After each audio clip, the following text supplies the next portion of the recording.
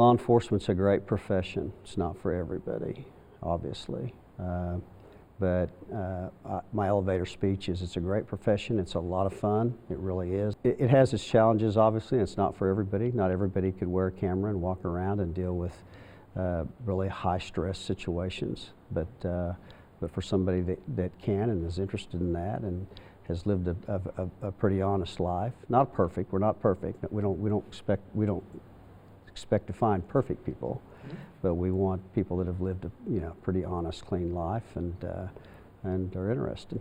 Does a misdemeanor drug conviction throw you out of being able to? No, misdemeanor drug conviction won't. Now, if you come in and say, well, I smoked a joint last night and I want to apply today, probably won't. I said, well, come back in a year or 2 years when you've grown up a little bit. So, but overall, no. Those misdemeanor convictions, unless they're really, really recent, those types of things, we might ask you to come back in a year, 2 years, maybe when you've worked through that, the marijuana usage. Have the change in marijuana laws around the country, I'm really thinking Colorado right now, has that made law enforcement more difficult here? Or has it changed it? Has it changed even the approach to marijuana? Well, I think marijuana, even before it was legalized in Colorado, the approach has been different.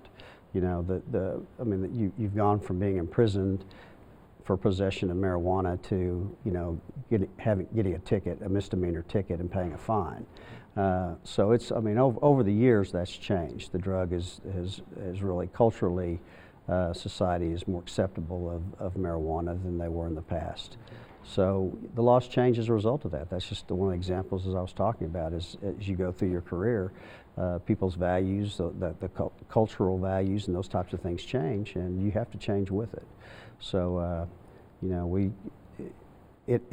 in some ways, I think it makes it a little bit more difficult. My issue has always been with legalizing marijuana is that I don't get into the issue of whether or not it's as bad for you as alcohol or those types of things.